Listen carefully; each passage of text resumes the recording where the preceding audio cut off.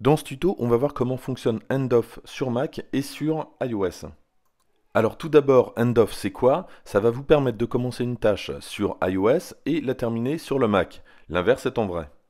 Ce qu'on va pouvoir faire, c'est commencer un mail sur le Mac et le terminer sur l'iPhone.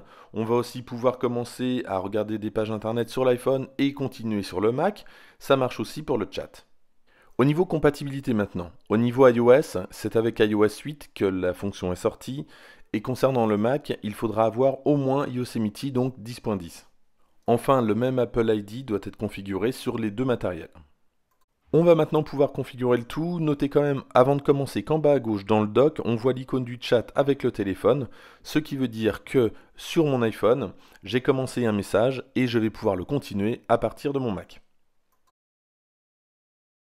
On va commencer la configuration par le Mac, on va dans le menu Pomme, on va ensuite dans Préférences système, on lance Général, et vers le bas, vous allez voir Autoriser Endoff avec ce Mac et vos appareils iCloud. Donc on va cocher cette case. Une fois que la case est cochée et qu'iCloud est bien actif, on n'a plus rien à faire. Maintenant dans iOS, on va aller dans le menu Réglages, puis dans Général, et on va lancer Endoff et Apps suggérées. Et dans ce menu, on va s'assurer que Endoff est bien coché. Dans la pratique, voilà comment ça fonctionne. Je suis sur mon Mac sur la gauche, je suis dans Safari et je consulte une page, donc là la page Google. Sur la droite, j'ai mon iOS. Donc je suis sur mon Mac, je veux aller sur mon iPhone, et en bas à gauche de l'écran de verrouillage, j'ai une icône qui va me demander de déverrouiller l'iPhone. Et l'application Safari va se lancer avec exactement ce que je suis en train de consulter sur la gauche.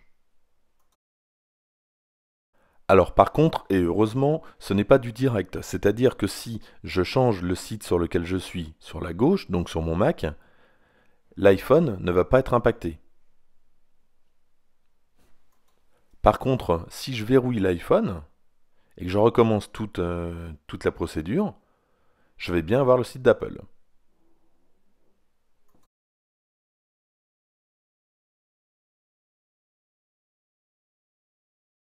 Pour le mail, le principe est exactement le même. On ne va pas le voir ici, mais lorsque je vais lancer un mail à partir de l'application mail de mon Mac sur l'iPhone, alors je vais recommencer le mail là où je me suis arrêté sur le Mac.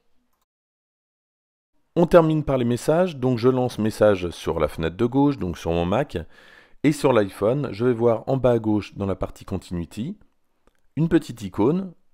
Quand je vais déverrouiller l'iPhone, alors j'arrive directement sur le message sur lequel je suis en train d'écrire.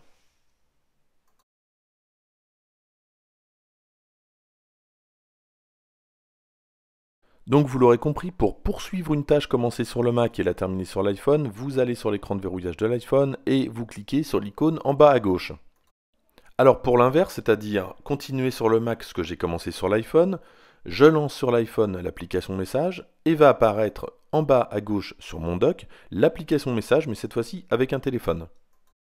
Je n'ai plus qu'à cliquer dessus, l'application message va se lancer et je vais continuer la discussion. Donc toutes les applications ne sont évidemment pas compatibles. On va retrouver en tant qu'application compatible Safari, Mail, Notes, Plan ou bien Message. Voilà pour le tuto.